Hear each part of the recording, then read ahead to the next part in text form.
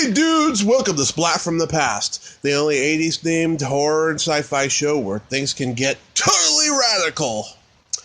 Now today, I will be welcoming a very talented, funny actress.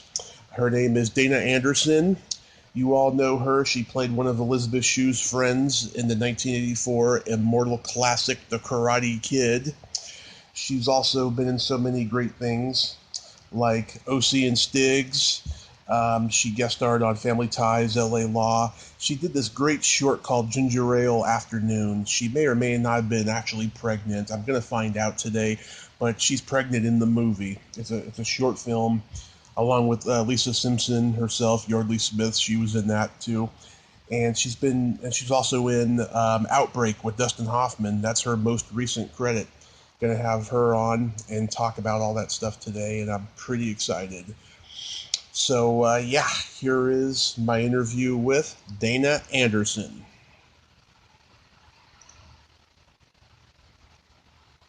Hello, it's Dana. Hey, Dana, it's Tommy. Hey there. Welcome to the show. How are you today? Thank you. How are you today? I'm good. Yep, pretty good. I'm pretty good, too. Dealing with hot weather. Yeah, you're good? Yeah, we got hot weather here in Redding, California. Yeah, but you don't have the lovely humidity. Yeah. You're just not as lucky as I am, I guess. Yeah, we don't got that. But it's such a great honor. Thank you for taking the time to do this today. Sure, no problem. I'm a little surprised you want to talk to me, but it'll be fun. It will be fun. I have an eye for talent. That's why I'm talking to you. Oh, thank you. Absolutely. So, going back in time, did you gravitate toward acting early on in your childhood? No, I didn't do any theater. I mean, I guess I sort of thought it would be cool, but I didn't really do anything about it. Like, my parents didn't have me do plays or anything until I was in high school, and I didn't like school, and I wanted to leave early. And I found out if I took classes at the local college, I could leave school like at noon. So I did, and instead of taking something academic, which I was supposed to be doing, I took a theater class, and they never checked on it. And anyway, and I had a great teacher, and I loved it, and that's sort of what got me started. Wow. And you're born and raised in L.A.? Yeah, well, outside of L.A. L.A. County, but the burbs, a little town called Artesia, which is sort of near Cerritos, Lakewood area, Long Beach. Yeah. I was born there, but my dad was Danish, so we would spend the summers in Denmark, and but I went to school in California. So you grew up in the outskirts of L.A. Uh-huh. Wow, nice. And spending summers in Denmark, that must have been something. It was awesome. I loved it. In fact, I was just writing a letter to my cousin last night, telling her how much her parents, my dad's brother, had a farm that we would spend a lot of time on, and I'm just so grateful to have that kind of experience that, so different from being in LA, and it really made an impact on me. And, I didn't realize it at the time, but looking back, I'm just so grateful. And that's what I was writing to tell her, and how much her parents meant to me. Mm-hmm. Getting a little sentimental.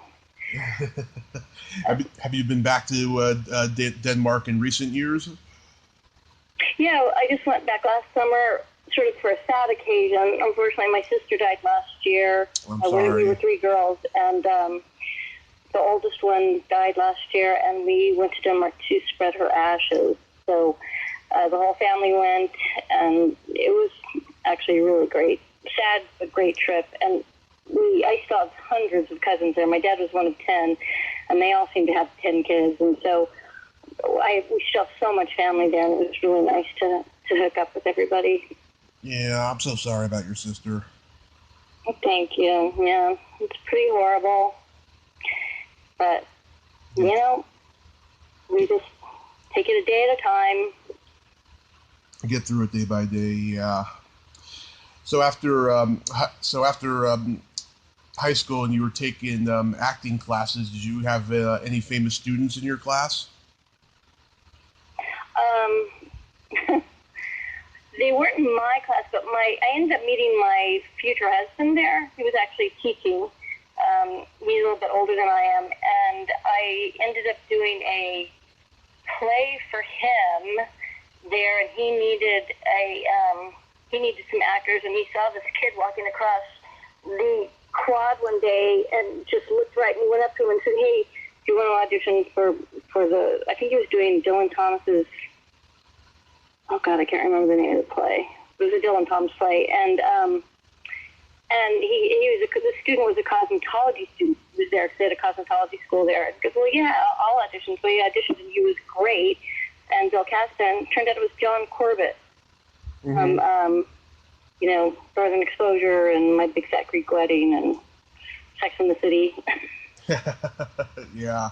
So that was pretty wild. So he changed, and he immediately just started acting. He did the play, and then I think he went and got an agent, and he stopped going to cosmetology school. Oh, jeez. I know. That's crazy. Yeah. Do you guys have a connection to the Groundlings? Yeah, Bill, my husband, directed there for a few years in the, from, what would it have been? Well, he started directing shows there, like they had a Thursday slot for an independent shows that Groundlings wrote. That would have probably been 88. Mm-hmm. And then that particular show got turned into a film. And then he started being their company director probably in 90 to 94. I don't know. I can't remember exactly. Yeah. And it's a spot, I don't even think they have a director anymore in that spot. It's like what Tom Maxwell did, when he would run the show and call out and run the improvs, kind of direct them while they were doing them on stage. Yeah. That's my connection. Yeah, because I was checking out his YouTube channel, and there was like a full-length show there, and Mindy Sterling, I've interviewed her, and Steve Hibbert, I've interviewed him and stuff. I just thought it was pretty funny seeing them do a show like that 30 years ago, too. Yeah, that was a great time. That was with Mindy and Steven, and, Steven was married to Julia Sweeney. Right. And, Lisa Kudrow and Kathy Griffin were there at that point. Yep. And, it was a good group. It was very funny. Yeah, I've talked to a lot of the founding members too, like Lynn Stewart and Terry Bolo and Gloria Vassi. They're very good friends of mine, and a couple people that came after them and stuff. Yeah, I'm a big Groundlings fan. Oh, me too. When I was in high school, I actually used to drive. It was before I started doing anything, but I used to go watch them. I would bring friends from where I lived, and they didn't know, they were like, where are we going? Because people just didn't go into town that much, but we would see them, usually the late shows, because those were cheap, the 10 o'clock shows. Yeah. Like Pee Wee Herman and Phil Hartman and Edie McClurg and Lynn Stewart. It was amazing. Oh, yeah. Pee Wee Herman, of course. Yeah. Yeah. Phyllis Katz. I've talked to her. Bridget Sienna. Wendy Goldman, she came a little bit later. Yeah. Yeah. They're a great bunch of people. Great bunch of people. So I agree. So how does the immortal cult classic The Karate Kid come into your life? I know. Who would have thought? Yeah. I was just auditioning. It was my second job. I was kind of lucky because I came onto the scene when they were doing a lot of those teenage movies. Yep. Couldn't, at that point, weren't using younger kids like they do now because people homeschool and everything, but then they realized you had to use over 18, and I looked young. So I started auditioning a lot right away, and Karate Kid, I met John Avildsen a few times on it. I was reading for the lead for Elizabeth Shue's part, and didn't end up getting it. And then went on to do a movie that no one's ever seen. It was a Robert Altman movie called O.C. and Stiggs. Mm-hmm. months, and when I got back, they had lost the girl, Tracy Nelson, actually, who's the role I ended up doing. Oh. Probably just, yeah, it was probably too small for her, or she decided not to do it. So at the last minute, they said, "Do you want to do it?" And I said yes, and thinking, oh, this is just dumb, but it's like, it was 6 weeks. They were hiring us for the full 6 weeks because they wanted to be able to call us at any time, even though, I barely had anything to do on that show. Mm-hmm. But it was a good job, that, yes, they need the money. And, but I thought it was so stupid. We all thought it was just so lame when we were doing it. Yeah. I mean, I couldn't have been more wrong. And I didn't take it seriously. And I was really bratty. Like, I didn't want to be there. And when I look back and go, oh my God, I just had the worst attitude. I tell my daughter who's an actor now, like, don't be like that. You just have no idea, Yeah. And, but when you think about it, there really hadn't been a movie like that. There were, like, kids' movies. Right. There really hadn't been a movie where the whole family would want to go see it. Mm-hmm. Kids would like it, but adults would like it. It sort of hit that genre. So I was shocked when it became the hit it was. Yeah, I mean, to this day, I mean, I've always seen people, at conventions and stuff who just worship the movie. I know, it's crazy. I actually haven't seen it in a long, long time. I'll see bits and pieces of it, but so I don't know. I can't see how it holds up for me, but I remember when I saw it at the screening thinking, oh my God, it's really good. And people love it. It's so surprising. And of all the things I've done, I mean, I'm much prouder of other work, but that's definitely the thing that people want to talk about. Even though I have, like 5 lines or something in the entire thing. Yeah. How was shooting the beach scene? The what scene? The beach scene. Beach. Oh, yeah. Okay. That's another one I told my daughter. So that was on Halloween, I believe. And I had just gotten back from Arizona shooting that movie. And my husband and I had just gotten engaged. And I was just not into it. And it was an all-night shoot. And it was freezing. And I just didn't want to be there. And I was supposed... And so I kept kind of sneaking off to the side a little bit so I wouldn't be in shot, so that I wouldn't have to be in the next shot, Yeah. And at one point, I have that line in there, I think, when I go up to her and say, come on, let's go, Allie, or I don't know. Yeah. But John Appleton, who's a little bit of a dictator, I've heard. realized I hadn't been on the shot and got furious. He didn't get mad at me because he didn't know why I was kind of sneaking away. He was just mad that somebody didn't realize I hadn't been on the shot. Then he had to cut to me to do that line. Yeah. So, but again, I look back on that and just go, what? I was such a brat. Like, that is so not cool to be doing that. But I just was so inexperienced, and I was just cold, and I wanted to go to my trailer. I didn't want to be there all night. So it wasn't that fun for me, but I think everybody else had a pretty good time. I've talked to Israel Juarbi and Tom Fridley. Oh, sweet. Yeah. And what did they say? Well, let's see. Israel is nuts, I'll tell you. Really? He was so nice. He was the nicest of all those guys. Oh, he is a nice guy, but he went on all these rants that kind of made me uncomfortable. And he said I'd like to come back on, and I'm like, sure. I don't think I'll have him back. But Tom, oh my God, sweet guy. We talked for almost 100 minutes. I mean, he just had so many great stories, and he was genuinely interested in me and asking me questions. We had a great conversation, and they both said though that the success of the movie has really enriched their lives, and they're glad that they meet people who love it. Yeah. Yeah, everybody was pretty surprised, and nobody at that point had done anything except Ralph, of course, mm-hmm. And Lisa had done a series, I think, and a bunch of commercials and stuff. But yeah, it was cool. No one realized it. But that was the guys had sort of their own little gang too. I'm sure that they get a lot of attention, just being one of the Cobras or whatever. That's what they're called, right? Cobras. And most of them are really nice. I remember Israel in particular being really nice. A couple of them were full of themselves, but it was really fun. Yeah. Whatever happened to Julie Fields? I don't know. I have wondered that myself. You didn't try to contact her? I've typed in her name, can't find it. That's the only movie listed on IMDb. She may not have gone on to do more stuff. It was a little weird. I don't think she had done much, and it wasn't really, I don't know, she wasn't a typical actor.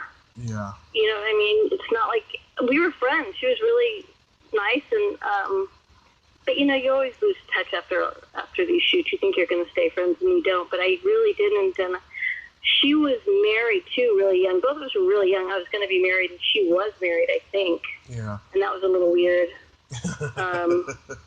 So I don't know. I've always wondered that myself.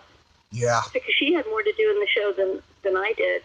I kept in contact with Lisa a little bit afterwards, but who, again, really nice, really great, but we just lost contact. Yeah. I learned from Lisa on that shoot, though, is that was kind of interesting. Mm-hmm. She's so pretty, and but she really didn't like the way they were doing her hair and her makeup and her costumes, and she would change things. And she didn't do herself a service because she's so much prettier even than she is, and she wore like dumpier clothing than they wanted her to. That was her choice. Mm-hmm. And I remember thinking, wow, the hair and makeup people and the costumers, because they make you look a lot better than you really are. Because I thought I looked better than I really did, and she looked worse than she really did. She was gorgeous, and I thought it just was a really good lesson. She would just take off her makeup. She just hated the way they did all of it. I always thought you were cute in this movie. Oh, thanks.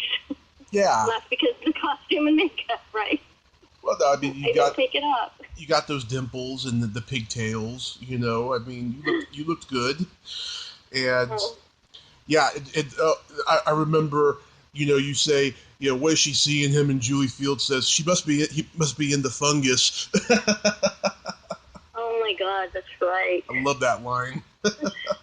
Such great writing. Yeah. And, of course, we lost Rob Garrison recently. I read that, yeah. Did he have cancer? He had cancer, yeah. Yeah, that's too bad. Yeah, I reached out to him for like 2 years until he passed, and I never heard back from him, sadly. But I'm going to try to get Ron Thomas on before the year is out. He was really great. Ron was very sweet. Mm-hmm. And he's actually a karate teacher. Oh, is he? Yeah. He's Sensei Ron Thomas on Facebook. Wow, that's cool. Yeah, some of those guys did know karate. They came, I think that's where they were cast. Yeah. And of course, the Halloween dance is classic. I didn't know for years that was Larry B. Scott in the Spider-Man costume. Oh, God, I didn't know that. Yeah. I mean, I knew he fights them in the tournament, but I didn't know that he was in the Spider-Man costume as well. Oh, yeah, the back, right. That's right. Sorry, I forgot. Mm-hmm. Yeah. How did your costume come about? It's funny, I wouldn't even remember what I was, except my husband came across a picture, a Polaroid, the kind of Polaroids they take on sets to make sure continuity is right. And I was a cigarette girl, right? Right. Yeah, that's what I didn't pick that. They just, again, I just did what they wanted, Yeah. For some reason, I can imagine you being Malcolm McDowell in Clockwork Orange with that. Yeah, wouldn't that be fun? Maybe that's what they were thinking. I don't know. I don't think that would be a choice today, a cigarette girl. So no. Maybe. Yeah. But not in today's world. That was another all-night shoot. There were a lot of all-night shoots. But that must have been fun, though, because you all got to be in costumes. Yeah, it was fun. And then the amusement park scene, weirdly enough, was really close to where I grew up. That was Golf and Stuff is the place we used to go. as kids, so that was kind of fun. Yeah. Have you seen the new show Cobra Kai? I haven't. I've gotten a couple of checks because they've used, bits and pieces from the movie, but how is it? I recommend it. It is freaking hilarious. Really? It's very comedic, yes, because Johnny is an alcoholic, trying to put his life back together, and Daniel is a cocky car salesman, and Ralph, oh my God, he is so funny in the series, just the way he plays it. Yeah, and everyone's coming back to do guest star and stuff. Like Randy Heller's been on a couple episodes, and stuff like that. I heard a rumor that the guy who played the bad guy in the second one, Yuji Okamoto, may have a cameo in the next season after COVID, but I don't know if it's for sure yet. But it's a rumor. And that's on YouTube? So it was on YouTube Red. They just signed a contract with Netflix to do it for the third season, as well as, play the old ones and stuff. But I think you could still get some episodes on YouTube. Yeah, I'll check it out. Thanks for the recommendation. I keep meaning to. Of course. I haven't. Of course. How did you get so interested in Karate Kid? Oh, since I was probably 3 years old, at least, I've been a big fan. I grew up in an era of VHS, and HBO was just showing movies like this around the clock, and I saw all of these movies, and I love the Karate Kid. I just think that they're funny, entertaining. They got good life lessons in them, like any franchise, though. Of course, it gets to a point where the executives in the suits behind them fuck with them, and they don't become as good, unfortunately. Yeah. But the first one was it was an unparalleled masterpiece. Yeah, it was good. John Alvison's good. I guess it's why Rocky was so good too. Yeah, and people say, on the internet that Johnny was the good guy and Daniel was the bad guy. Why? Because Johnny was the scorned boyfriend, and Daniel was the cocky Italian from New Jersey who was coming into town and had a chip on his shoulder, and he was stealing his girlfriend. That's their rationale. That's funny. Well, kind of true in a way. Kind of true in a way, yeah. So tell me about OC and Stiggs. Oh, that was kind of a shit show. I've talked to Tiffany. Go ahead. Oh, sorry. I was going to say, I've talked to Tiffany Helm about the movie. Oh, my God. What is Tiffany doing? She lives up in Canada. She's a photographer.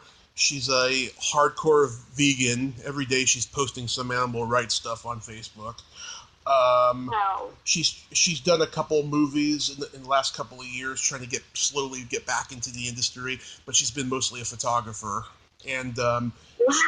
She was messed up for a long time. She got off drugs about 20 years ago or something, and she's just doing very well. She's really taking stock of her life. Oh my God, that's so interesting. I've wondered about her.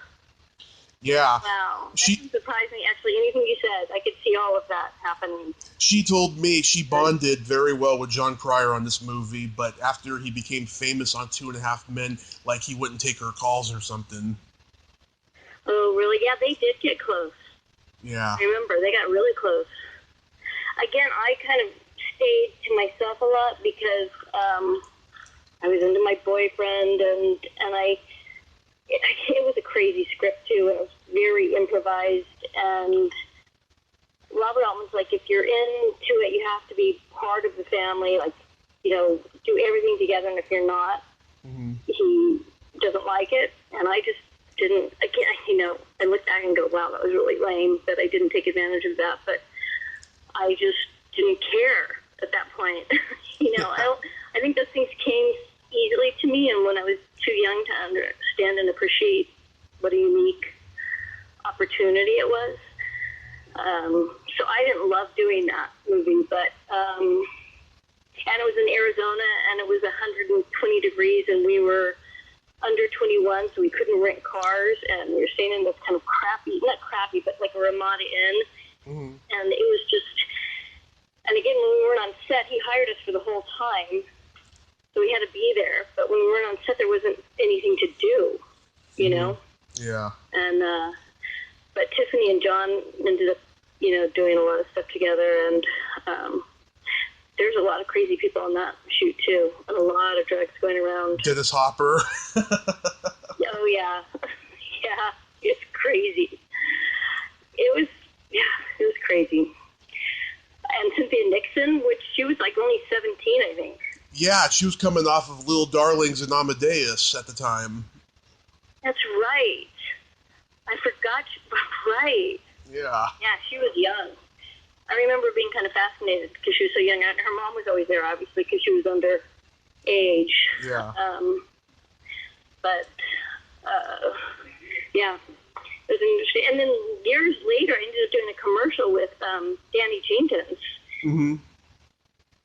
like a healthcare commercial or something for Columbia Hospital. And he had just gotten off of doing Big River, I think, on Broadway. Yeah. But do you know what happened to Neil Barry? No, I should actually look him up, but Yeah. no, yeah. I think John Cryer was the only kid in that to really go on to do anything.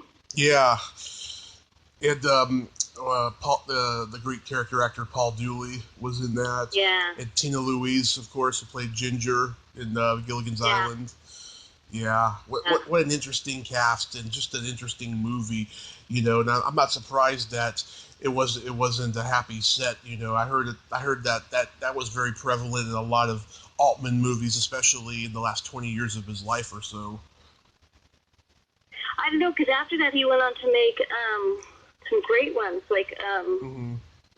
Oh God, my friend Cynthia Stevenson was in one. What was it? About LA Stories? Is that the name of it? Or Oh, that's Steve Martin. I can't remember. Well, he did The Player. Good one. He did Shortcuts, and of course his last movie. Shortcuts. Yeah. Yeah. And of course his last movie was A Prairie Home Companion. Right, with Meryl Streep, which I didn't see, but I was always surprised that people wanted to work with him so much because it was so chaotic. Yeah. And I understand improv, but really there was just no lines. There was just like he would mic everyone, and then you would just roam around and do whatever you wanted. It was fun, but it just made no sense. The overlapping dialogue. It's very common in Robert Altman movies. Yeah, but I think most of them must have more of a script than this one did. Mm-hmm. But I think he's just trying to get in on that teenage thing that was so popular at the time. Oh yeah, it's very much like a Robert Altman movie. It doesn't really feel like a teen movie, but yet it is. Yeah, but it never did anything. Yeah. But I feel very lucky to have worked with him and like Don Alverson, but I can't say I really liked either one of them all that much. I just think they were, I don't know. But again, directing I was so young, and I don't think I appreciated things like I did later on. Yeah. And then you did one of Keanu Reeves' first movies, Under the Influence. I did. And I swear, people say you can tell when somebody's going to be a star. And I remember seeing him when we all tested at CBS. And he walked out of the room, and I went, oh my God, that kid's going to be a star, which sounds so stupid, but I remember just thinking that he had so much charisma, and he was wearing these big combat boots, which seem common now, but at the time they weren't. He had this long trench coat on, which again seems like a cliche, but then it was just kind of cool. Yeah. And he was so handsome in an interesting way, and we actually ended up sharing dressing room, which is totally illegal against SAG. We were the two youngest, members of the cast, and it's not like we shared a dressing room, but we had one big one, and there was like an accordion door that would separate the two. Yeah. In the trailer, but of course we just left it open. And so we got to talking, and I remember, I don't think he had done hardly anything at that point, but he was such a hard worker. He would just completely analyze all his scenes and write notes, and was constantly trying to do biographies on the character, and I was really impressed with how hard he worked.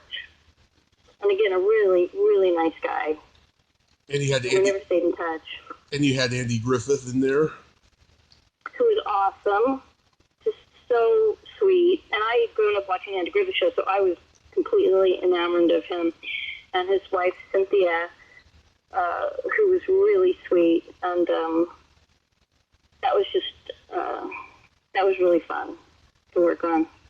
And Paul Provenza, I know people who know him because I'm a stand-up. I know people who know him.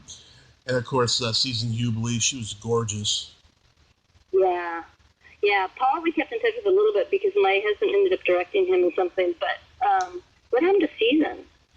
I think she either got out of the business or she does a lot of obscure stuff. I don't know. I know she was married to Kurt Russell for a long time before he was with Goldie. Yeah. Yeah, they had a son together, I know, because he was there on set sometimes. Like, it was 3 at the time, I think. Yeah. And she had played Priscilla Presley in that TV movie he did about Elvis, because she looked just like her. Oh, yeah. Yeah. Oh, wow, I didn't know that. Yeah, I mean, she looked identical. Yeah, she does. She was great. She was very sweet.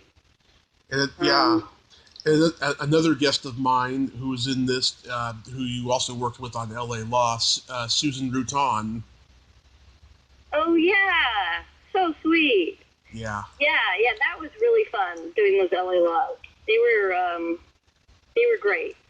Yeah. Everybody was very welcoming and kind, and Jimmy Smith was so nice, and the couple, Jill Eikenberry and Michael Tucker, is that? Yeah.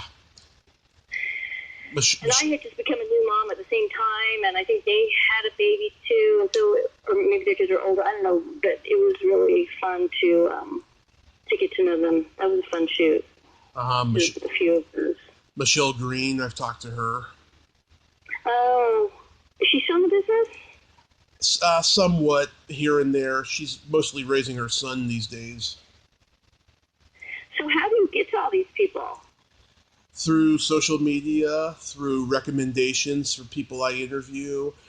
Sometimes I have to contact managers, but that's very rare. And I go to conventions and meet these people. I mean, I've just been one lucky mofo. Well, you must work really hard, and you have a winning personality, so I can see why that works. And I really like your art. I looked at it. Oh, you're the third person in the last 2 weeks to say that, and I'm not that guy. You don't think of yourself as an artist? No, I'm not that. I'm not an artist. I'm a different Tommy Kovac. That's a different guy. Really? Yes, that's a different guy. Oh, I thought that you just did a little bit of everything. Oh no, art is not my strong suit at all. Oh my God! Funny. Do you know what art I'm talking about? I mean, have you looked him up? I've looked him up. Yes, I looked him up long before I even had the podcast because I had a website for a while myself. I don't anymore, but I was trying to come up with names, So I wanted to see if TommyKovac.com was taken, and I found that guy. Uh-huh. Yeah, it's funny. Wow. Well, it's funny. It reminds me of this illustrator that my son used to love when he was little. Yeah. In fact, I thought, maybe it was the same, but it's not. Wow, that's hysterical. Yeah, that's not me. It's so funny. I just assumed, you have a podcast. Are you a comedian? Yes. Okay, so I thought you were a comedian, you had a podcast, an artist, just sort of one of those creative people, which obviously you are, but just not that kind of art. No, I wish I could. I wish I could. The closest I can get, I could paint my toenails really good. That's about it. Oh, nice. Yeah. Yeah. Wow. So let me ask you this. I have a friend I did a movie with that I have lost contact with, and I would love to see her again. I don't know if you ever interviewed her, but Elizabeth Berridge. Elizabeth Berridge. I know who she is. Amadeus. Yeah. Oh, yes. I have not interviewed her, but yes, I know who she is. Oh my God! If you ever get in touch with her, I mean, I know I could probably do it with hard work, but we were so close for so long. And then I moved. I gave up the business and moved, and she sent me a long letter, and I didn't write her back. And then she moved, and then I couldn't get the address, and then, that was before cell phones, really, and she wasn't on Facebook, and I'm like, God, I just came across a book she gave me, and I thought I would love to talk to Elizabeth again. Mm-hmm. And I would have to figure out how to get a hold of her, but I don't know how. Yeah. Not as good a sleuth as you are. Yeah, if I find her, I'll let you know, but I haven't... Or just give her my info, and she can call me. Yes. But, because I know you can't get out stuff, but she was great. Well, I always ask first before I give out stuff, Mm-hmm. Mm-hmm. But I remember when you were on Family Ties. Yeah, that was fun. That was hilarious. I remember, I've talked to Stuart. He's a great guy. Him and Jeff Cohen, who played Chunk in the Goonies, they're like always wanting to eat stuff in this episode because they're both fat. Yeah. So funny. Yeah. And that was a really fun shoot too. They were really nice that was a very open, friendly set. Unlike some sitcoms that have been on for a long time, they kind of keep to themselves, the regular cast. But that cast was really great. Yeah, Michael J. Fox was the biggest star in the world at that time. He was, and the guy was so nice. I mean, just could not have been nicer. And it was really fun to talk to. He was super interested because I had mentioned that I knew my husband had just directed a movie with the Michael Fox director, who was the reason why Michael J. Fox had to put J in his name, because Michael Fox was an older actor, and that was his Screen Actors Guild name, and you kind of have the same name. Yeah.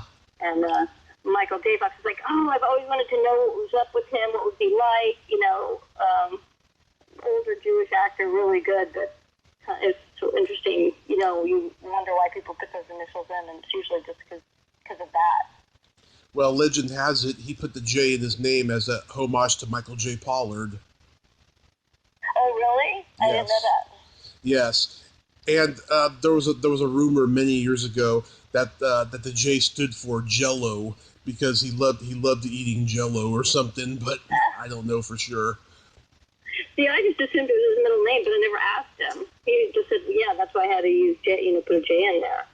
Yeah, I don't know, but really nice guy, and so was everybody. I remember seeing Michael Gross later, running into him backstage at Odyssey Theater in LA, and he goes, "Dana," and I was like, "You remember me?" I mean, I only did the one show, Yeah. And it was so very friendly, and I thought, wow, what a nice guy to even go out of his way to, reach out to me and say hi and remember my name. Like, there were thousands of guest stars on that show. Yeah. You got to be the lead in Ginger Ale Afternoon. Yeah.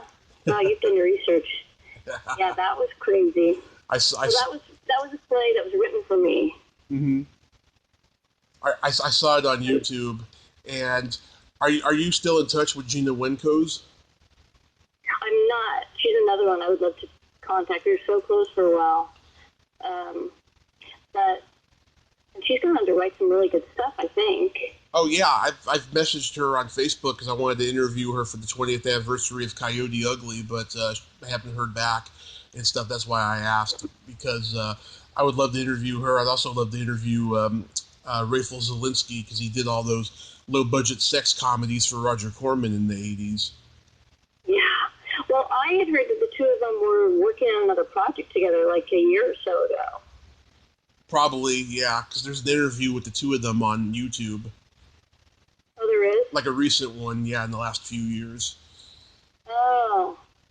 No, I'm not really good at keeping in touch and keeping up with any of that stuff, but I don't think that Raphael did that show justice. I mean, Gina wrote the play and directed it. It was a big hit, and in L.A., and he came and saw it and wanted to do the movie, and she was all for it, which surprised me. And then they wanted to use me, but I had a time limit because I was really pregnant, right? Oh, really? Yeah, so I did half of that movie before I gave birth and the other half after. So anywhere I'm clothed in that movie, it was after the baby was born. But I don't know. I thought John Jackson and Yardley Smith was in that, and we were all good friends. Yardley and I had done a play for Gina at Odyssey like a year before that, and I got pregnant when I was doing that play, and Gina said, if I write a play where you're in a bikini when you're 9 months pregnant, will you do it? And I was like, yeah, sure, not really thinking about the implications, and she did it. And I did it, and nobody had really done that before. Nobody had seen bare belly on stage. It was before Demi Moore did her famous Vanity Fair cover. So I think that's why I got attention. And I thought the play was really good. And then when Raphael did it, I just thought he turned it into sort of I don't know, almost sitcom. I don't know, I just didn't think it had the soul it has, and Gina had directed it. Yeah. Also, it was when I learned that, film directors really have control over the performance, because he would say, can you give me one take where you're angry, or, I knew that character. I'd been doing it, and it's like, well, I don't bet she is angry here, but of course, you're the director, I'll do it. And then when he cut it together, I thought, oh my God, he's just using all of the angry takes. I'm not getting, there's no, level to the character. And it hadn't dawned on me before how much control a director has over an actor's performance in a movie, and why later I understood why some actors just would not do things the directors wanted them to, because they couldn't control what could be used in editing them. As opposed to stage, where you're in control of your performance. Once you're on, that's you own it, kind of. Mm-hmm. That did look like a real Audi belly button you had. Yeah, it was. That was my real son. Yeah. Moving in there. And Yardley, oh my God. Yardley has a podcast, or she did, where she talks about paranormal in Hollywood and unexplained things, and she's so fucking funny with that voice, just with the swearing that she does. I know. And so, because that is her voice, and like all the other Simpsons characters, she can't let go of it. And people recognize her, and we used to hang out and couldn't go anywhere without people, wanting her autograph. And it was really before she was, I was always shocked, but people knew her. It was like, oh God, we had to, sneak around because it'd be so hard. But yeah, I lost contact with Yardley too, and Yardley was God's mother to our second son. Oh, I hope you reconnect with her. That would be great. I'm sure I could. It's hard, she had stalker issues, and so she didn't have her, I had her phone number for a long time, but then it changed, and I didn't call back again, and, I'm sure I could call her agent and say, hey, have you ever called me? I just haven't done that, but I should, because she was a gem. I really loved her. Great person. Mm-hmm. And so funny, like you said. And yes, very foul-mouthed. Yeah. A lot of fun conversation. Yeah. When I saw your... successful. Oh, yeah. Very successful. When I saw your husband's YouTube channel, he put, your comedy demo reel on there. And you had done this show called The Stephen Banks Show. Yeah. And I was laughing at... You were playing this, date from hell in it. Uh-huh. Yeah. That's up? I had no idea that was up. Yeah. On Bill's channel? On Bill's channel on your comedy demo reel. Oh my God, I had no idea he put that up. Wow. Some of it's not that funny, as I recall. Well, I'll tell you why I thought this was funny initially. Not just because you're so funny playing that date from hell, but he looks through the peephole and there's Frankenhooker up there. And then you take the picture away and it's you. And I tried to interview Frankenhooker last year, and she's the only guest who has ever hung up on me. Why?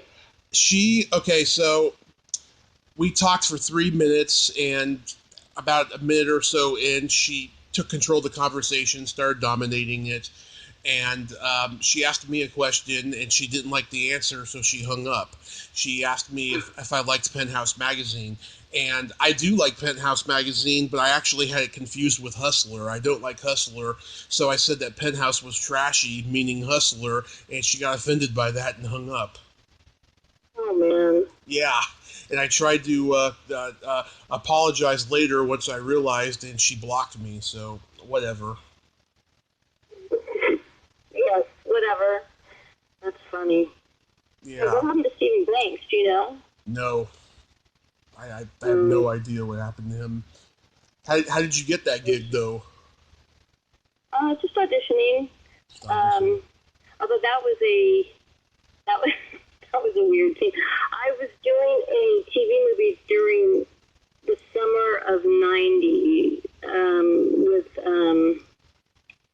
Fred Savage called "When You Remember Me," and Kevin Spacey and the famous actress, wonderful actress from Exorcist. Oh God, Oscar-winning actress. How can I not remember her name? The mother in The Exorcist. Oh, Ellen Burstyn. Ellen Burstyn, yeah. And which is really great, except that my mom ended up getting sick in the middle of that shoot and dying like within a month. And so that was awful going on. And in between that, the Stephen Banks show kept having me come back and audition for the pilot. And finally, the very last one, and I had been in like 5 times, it was ridiculous. And I went in and she's kind of a dingy character, as you know, and we were doing the scene, I'm doing it with Steven, and we're doing it in front of the producers, and at one point, I go to sit down, and literally the chair wasn't there. This is not part of the scene, this is like me as an actor sitting down on a chair that wasn't there. So I just, I fell to the ground, was so horrified, and everyone was like, and I get up and go, I'm okay, and just tried to keep it, in character, and as soon as the scene was over, I just ran out of the thing, and the casting director came out and said, Dana, are you okay? I said, yes, I'm okay, but I cannot do this anymore. I'm not going to read you anymore. You have to make the decision. I'm just not doing this, because I was just such a wreck from my mom dying from trying to do that movie. My husband was out of town, and I had a 2-year-old at that point. Which is too much, but I'll never forget falling on my ass in that audition. Yes, maybe that's why they gave me the role. I don't know. It's possible. Yeah. It's sad that it didn't go on to do anything else. Any stories about He Said, She Said? Just that was really interesting to work with 2 different directors. Ken Kloppus and his wife, Marissa... I can't remember his wife's last name, but they directed it. She did the She Said, and he did the He Said.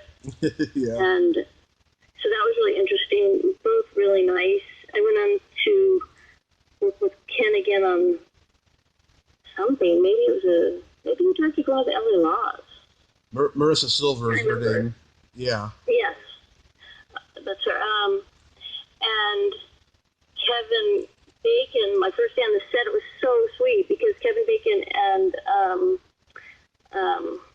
oh my God, Kira Sedgwick came into the makeup room while I was getting my makeup done. They said, "Oh, we wanted to meet you because we just saw Gender Afternoon the night before." I was like, "What?" Because hardly anyone saw that movie. And they said, "Oh, we loved it so much. We're so wonderful. We're so happy. We're going to meet you and you're on this." And I was just, wow, they were so nice because I was just a nobody, and no one had seen that movie, and they went out of their way to be super sweet about it. Yeah. I have no idea why they saw it, but somehow they did. Yeah. I interviewed another actor from the movie recently, Danton Stone, and he's one of those guys you blink once you miss him type of actors. Even though he played a big role in this teen movie from the 80s I like called Joy of Sex. He was very awkward and very bitter in that interview and stuff, and I didn't even bring He Said, She Said up. I only did my scenes and then I was gone, so I didn't get to know anybody on that show, so I don't even know who he is. Yeah, like I said, he's one of those guys. You blink once and you miss him. Oh, yeah, well, you can say that about me too, Tommy. No, you're not. Well, yes, I am. But, otherwise, yeah. There's people that are like... Really is. so little. There's people that are like, no, I know that girl, But Oops, sorry. And then you did Outbreak. Outbreak. That was fun. Again, I wasn't on that a long time, but two kind of cool stories about that. Mm-hmm. It's so weird. I feel like I'm just talking about myself, which I don't. Probably boring. So no, you're not. Anyway, but so the first one was the first day I was shooting. Obviously, all that makeup and everything was the scene where I die. It wasn't the scene in the movie theater. Or they didn't shoot in order. And I had a few more scenes in the movie that got cut. Mm-hmm. But the first one we shot was me dying, and it happened to be the first day that Dustin Hoffman and Morgan Freeman were working. Mm-hmm. And I don't think they knew each other. Or maybe they had met, but they really didn't know each other. So what was interesting, we were all confined in this hospital, and I couldn't really leave the bed. Usually between takes and stuff, you can go back to your room or trailer, your chair or something. Yeah, your trailer or chair or something. You don't have to stay where you were. But because of the makeup and because of all of the tubes and everything, they wanted me to stay in the bed. And then Morgan Freeman and Dustin Hoffman were in their hazmat suits, so they couldn't really easily take them on and off either between takes. Yeah. And so what ended up happening was that we all three were just there in the hospital room while setups were being done, for different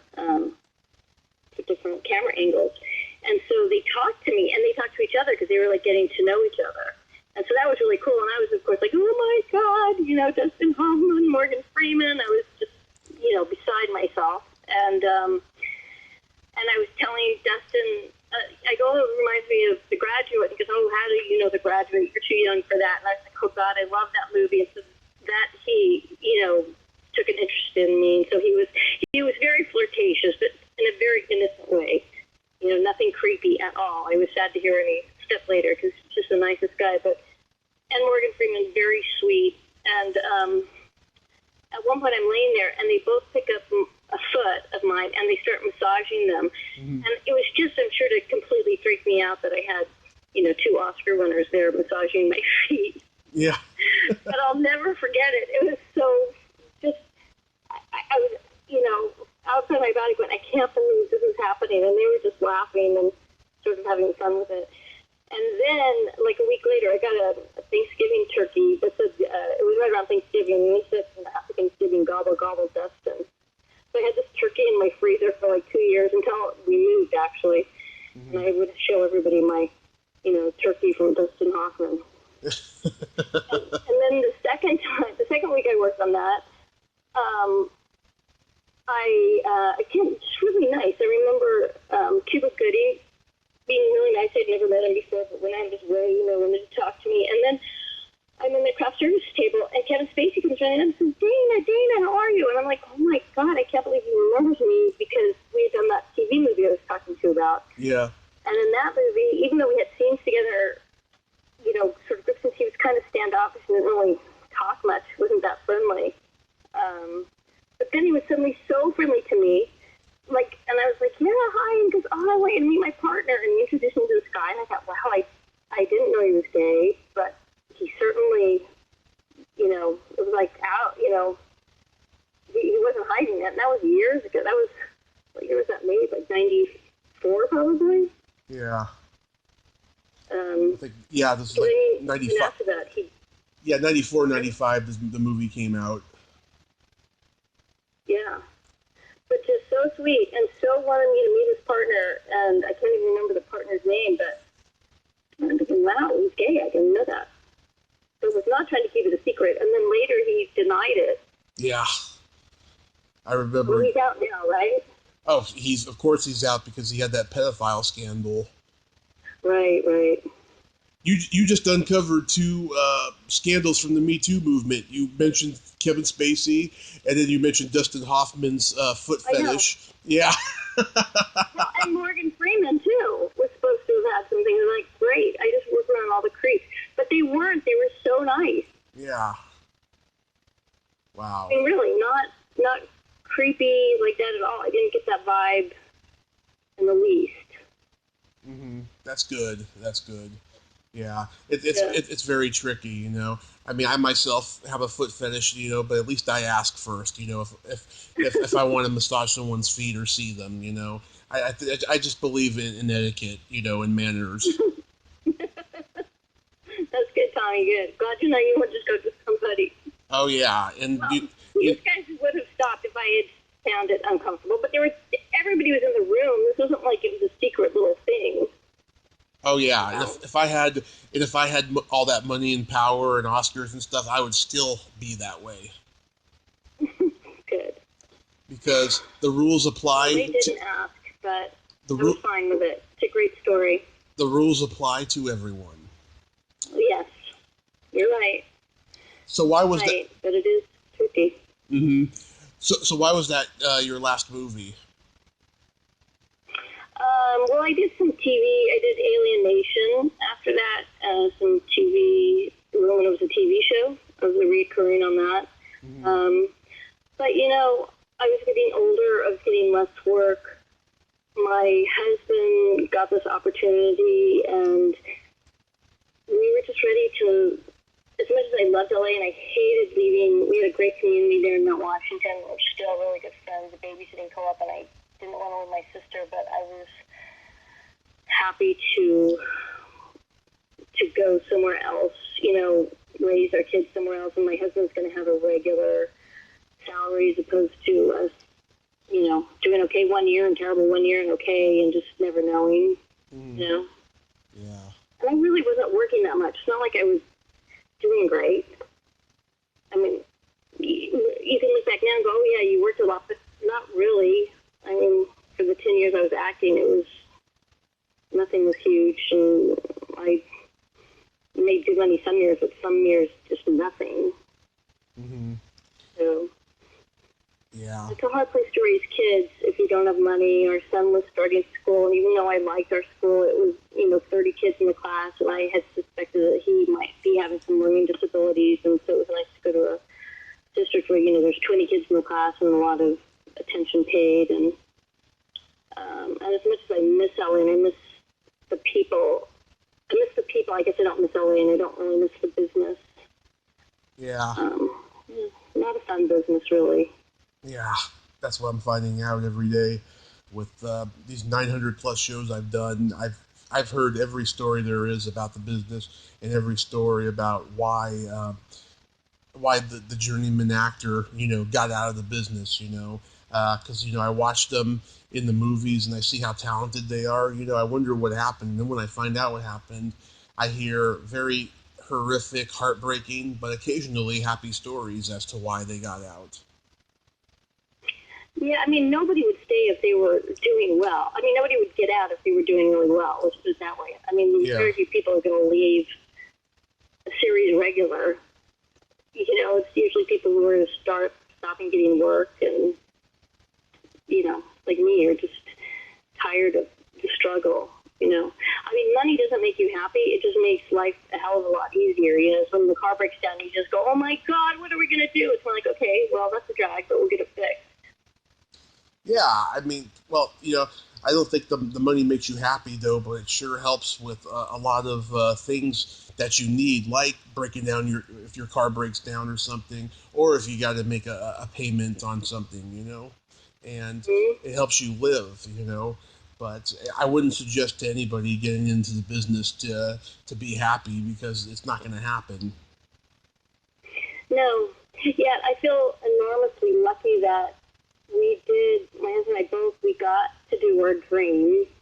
You know, we got to have fun and be creative and meet lots of interesting people, and then still go on to have a life where, you know, he's got a 401k and we have retirement and savings, because there's so many people we know that are so talented and just are struggling. They're broke right now, you know, and it's not easy aging as an actor. You know, it's just, it's not great. And now our daughter's doing it, which is a little weird, you know. Yeah. And had she grown up in LA, I don't think we ever would have let her do theater, because, you know, there people were doing theater just to be seen and get jobs, and here it was, oh, no, she really loved it. She's around people who are talented, but they're not making it their life, and it's fun. And then little did we know, I had no idea she would go on. She went on to do professional theater here, and then she just did really well. And, she did well her first year in LA too, but now with COVID, it's really, everything stopped, and I don't know what's going to happen. It's a tough life. I have a lot. I'm glad she's trying it. I'm going deep here, but I had a car accident 5 years ago, and it was the best thing that ever happened to me, because otherwise I wouldn't be talking to you right now. And I did not pursue the business of stand-up or acting or all the things I was passionate for, because I was surrounded by a lot of negative people, and the few positive people I was surrounded by, they weren't making the business their life, And I think in hindsight, it really held me back, and I just wasn't self-sufficient to try to figure it out on my own. And the podcast world really saved me, because I learned about the business. I hear these great stories of people telling the truth about how difficult it is. If I had gotten that in the early 2000s, mid 2000s, when I started doing everything, I think I would probably have $1 million in my bank account right now during this pandemic. But I see what you're saying, though, and I hope acting has been a pleasant experience for your daughter. It was. I mean, I think now she's starting to see how hard it is, but she's got a really good attitude, and she also has a backup. I didn't finish college. I have no skills. There's nothing I could do if I wasn't acting. It's the only job I had ever had. Mm-hmm. And she doesn't. She's got a lot of things going on. First of all, I think she's much more talented than I was, and she's gorgeous, much prettier than I was, and she's got a great attitude, and she's very smart and curious. I think that she'll be fine, because there's so many things that she could do. Whereas I wasn't like that. I had one thing, and I didn't even really study acting, and I just didn't have anything to fall back on. But I think she'll be okay. And if she doesn't, she can do something else. Mm-hmm. Whereas I didn't have that. No, it's a tough business. It sucks, actually. It really, I get all the crying, all the rejection, it's of course fun when you're working, but you're barely working. Yeah. You gotta do what what kind of accident were you in? A car accident? Yeah, so I got into drinking in 2011, and I had been working in the bar business for about 4 years at that point, and never touched a drop other than maybe a shot or something on my birthday or someone else's birthday, but that was it. And then I fell into a deep depression after I lost this one job, started drinking, and then 2013, my mother and I, we were living together, we lost everything. She was in a toxic relationship, and we just lost everything. And a year went by. 2014 is a year that I'm just haunted by. So it's a year I wish I could go back and tell myself not to do a lot of things. And one night, me and this guy that I had been drinking with since I started, who I thought was my friend, he fell asleep at the wheel after I fell asleep in the car and on the passenger side. And we ended up in the middle of the road okay, other than I had some glass in my hand, and I was really sweaty, and my heart was racing. I barely remember it, except for a moment of that, after it happened. That's all I remember. And then a car collided with ours, and the impact hit us, and I got the worst of the injuries. Oh, my God. So he was in an accident, spun out, and then another car hit you after that? Yes. Oh, jeez. And how badly were you injured? I broke my leg in 7 places. I had a mild heart attack, and a stent was placed in it. I broke a few teeth. I crushed my sternum. I fractured my hand. He just got a broken pelvis and a broken arm. Oh, jeez. Yeah. Wow, and so you recovered. How long was the recovery? I was in the hospital from January 21st to June 5th. Of 2015. I got out the day before my birthday. and I was in a coma for 30 days. I woke up on my mom's birthday, February 21st, and I had to Oh my God. I had to slowly be reborn as I was in the hospital. I had no head injury, but I felt like I did because I forgot a lot of stuff. And then over time, everything has come back to me. Wow. Wow. And then when did you start the podcast? In 2017, a miracle happened. My mother and I got a place to live after we couldn't get a place to live in the Bay Area, so we came down here to Redding, where my godparents were, and we got this place. And within 3 or 4 weeks, I started this podcast. Wow. Good for you. Thank you. It's been a godsend, a blessing. You know, I've gotten so much out of this. You know, I got offered a movie role last year, and it was going to go before COVID started. It still will happen in the future at some point, but I've just been so blessed. I did my first ever I was interviewed for the first time on a podcast yesterday. Just a lot of good stuff's happening from it. That's awesome. Good for you. That's a great story. Mm-hmm. Thank you. Yes, I told it yesterday too. it's amazing. I'm so blessed.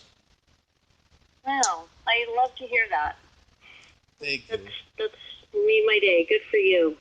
Thank you. So we got to play by secret silly game. Oh, okay. And how this game works, this is a series of silly slumber party questions. And how it works is, I ask you the question, you answer it, and then you ask me the exact same question, and I answer it. Okay. Okay. Dana, are you ticklish? Yes, very. Are you ticklish, Tommy? I'm very ticklish, yes. I get a knee-jerk reaction when I'm tickled. Yeah.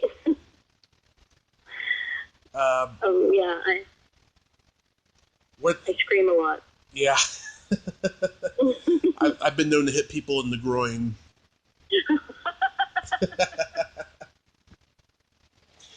Haven't done that, but it's a good trial. Try that next time. What's your favorite part of the body?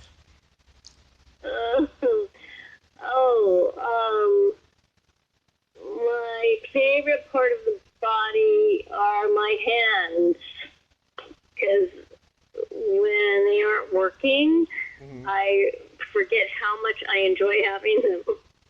Tell me, what is your favorite part of the body? The belly button. Oh. Why? It's middle ground between being a private part and a non-private part. Go to an innie or an outie? I have a very deep innie. Oh. Well, get pregnant and that'll change. Yeah. Do you still have your outie? Mine's kind of in it. Well, I've gained a lot of weight, unfortunately. That's the other thing you can't do when you're acting. No, but it's still innie. It's just I have a much bigger stomach now. Yeah. It hasn't popped out like when I was pregnant. Yeah. And then, of course, I also love feet, so that's another one. Oh, you mentioned that. Yeah. What color are your toenails painted? My toenails aren't painted anything. Come on, B. We're in coronavirus COVID. time. Yeah. COVID. I've been chewing on my fingernails. They look terrible. My toenails look terrible. Yeah. Don't want to talk about it, okay? Okay. What color are your toenails painted, Tommy? They are au naturel. See? Better that way anyway. Well, last time they were painted, they were purple with sparkles. Purple with sparkles would be good. I do believe I've done that before. Yeah. Oh, my God. When I had my accident, right, I started painting my toes the night before, and I didn't finish. So for months and months, until the toenail came off, I had one purple toenail. I swear to God. Well, some somebody should have painted the others for you. Yeah. Well, I think that's against hospital policy. Yeah. So you have one sparkly purple toenail. Yeah. What would you say is your best personality trait? That's because I think I know. I guess my best personality trait would be I can empathize with people. Yes. That's exactly what mine is. That and Hey. that and the fact that I have no filter. Yeah. Well, you're pretty good. I haven't heard too much, swearing there. What's your other trait that you like? Well, my sense of empathy and my sense of humor, but I think you also have a great sense of humor. Oh, thanks. That's what I guessed, that your sense of humor was going to be that.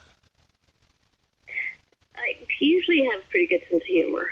Yes, I don't take myself very seriously. That's good. And then my favorite question, is there a stinky smell that just makes you gag? Oh, yes, liver cooking. Liver and onions makes me gag. My family used to like to eat it, and I never did. What about you, Tommy? Is there a disgusting, gaggy smell that you hate?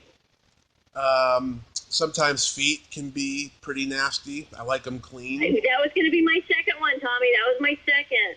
Yes. Okay, go ahead. But my main one is farts. Really? Yeah. Everybody farts.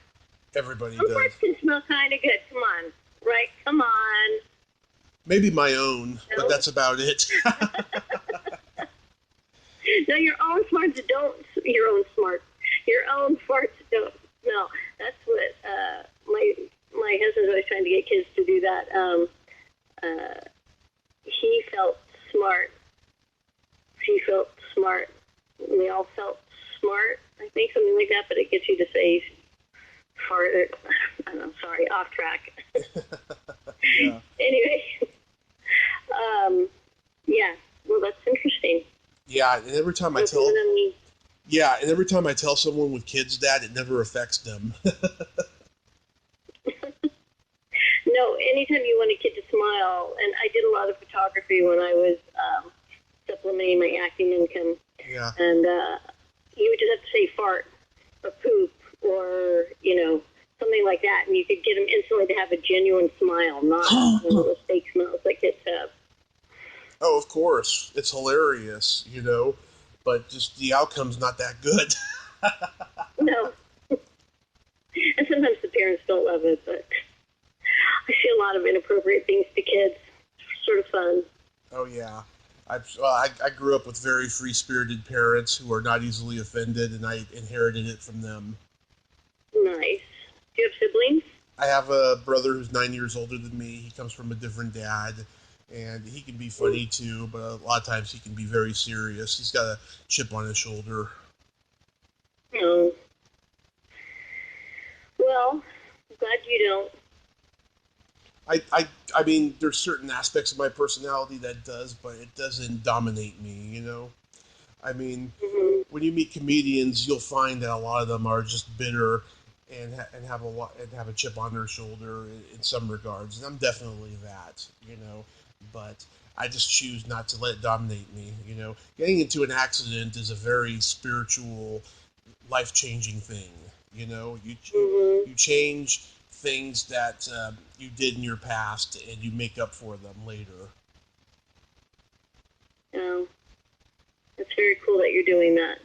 Yeah, I've been sober 5. That's how my mom was like that. Had bad, tragic things happen to her and just came out for better. But, and I'm sorry, you've been sober since then? I've been sober 5 years. When you get into a car wreck, you don't need AA because getting into an accident is a 13-step program.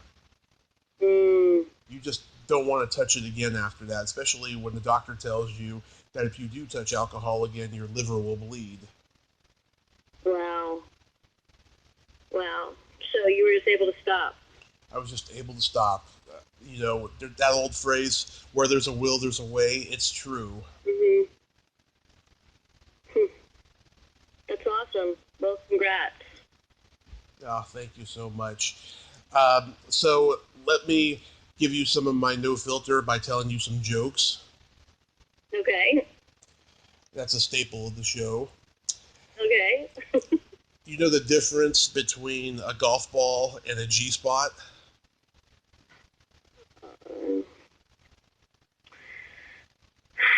No. A man will spend 20 minutes looking for a golf ball. Very true. Really? Even though you've been married for a long time, you know? Well, from what I've read. From what you've read. Yeah. My husband has found the G-spot. Yes, we've been married 36 years, so pretty good. And he knows where to find it. Yep. Awesome. No complaints. Awesome. Great. Now, Tommy, now I can't have my kids listen to this. So thanks. Thanks for that. Well, if it makes you feel any better, we're nearing the end, so just say listen to it up until about 15 minutes or so. Yeah. Okay. What did the elephant say to the naked man?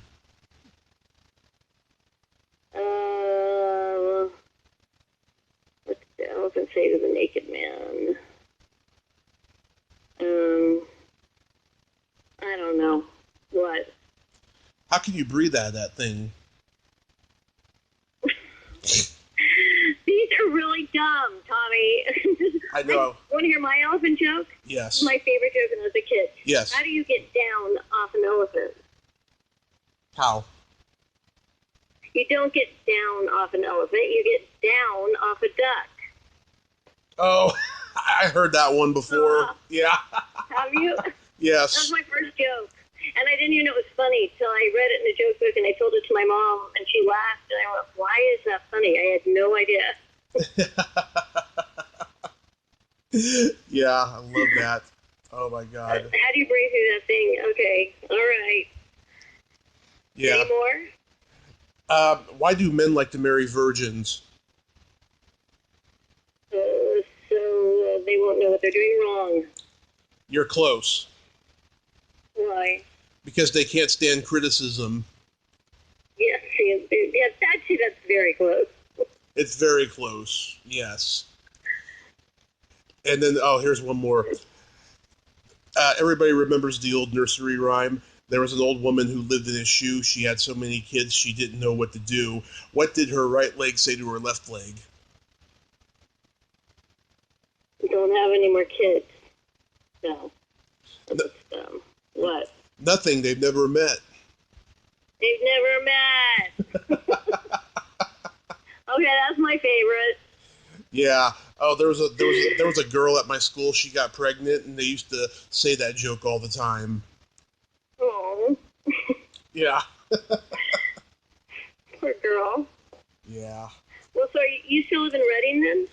I've been here 3 years. I'm trying to after COVID is over, I'm trying to get down to LA, at least for a short while, so I can test the water, see if I can get anything going. I've made so many contacts from doing this show. Hopefully there's somebody reliable I can, get help from down there. Mm-hmm. Well, good luck. Thank you. Great. Thank you. Yes. I'm going to go for it. I'm going to go for my dream. Good. And, well, you've already done a lot, Mm-hmm. I've done an awful lot, and I'm going to keep going. And, my next main goal is I need to lose a lot more weight. I lost 25 pounds since since my diet started back in January. And then when the pandemic started, I had lost 25 pounds, and now I've kind of gotten depressed. I've maintained that 25 and maybe gained a few more. But my next goal is to lose it all by early next year. Wow. Well, you tell me how you do it, because maybe I can do it too then. Well, in 2007, I lost 100 pounds I had a nutritionist. I was eating nothing but salad, and I was drinking water, and I was walking 30 minutes a day, and I lost it all by doing that. I could do it again, but it's hard for me to exercise or do any kind of walking these days with all the arthritis in my leg from the metal. Oh, yeah. That stinks. Plus, it's just, once you've gained weight, your body just wants to keep it on there. Even if you've lost it, it's like, no, get it back, get it back. It's very difficult. Right. But I think overall, your kids are allowed to listen to this. We'll see. All right. Well, All right. Thank you. This has been fun. Oh, Dana, it's been very fun, yes. And I want you to stay safe, stay healthy, because we need you.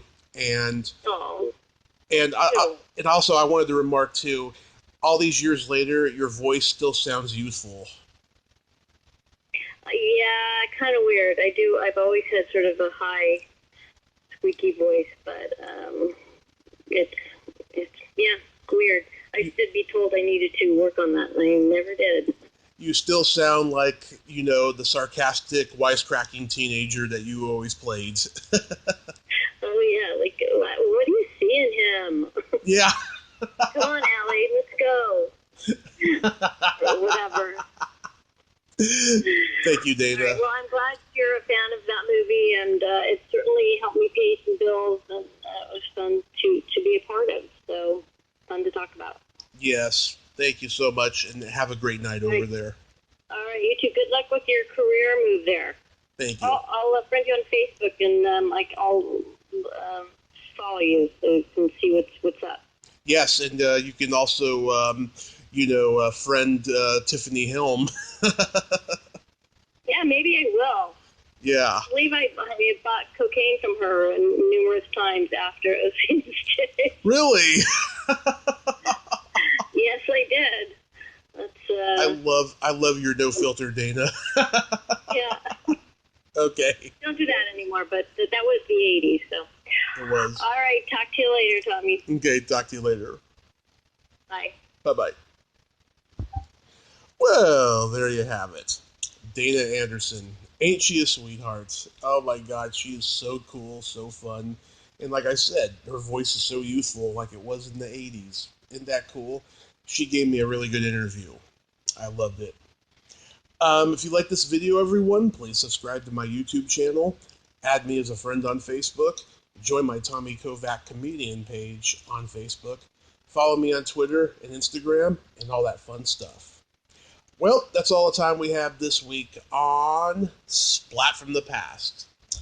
Until next time, this is Tommy Throwback Kovac saying, there's no shame in living in the past, because the present sucks. Later, dudes!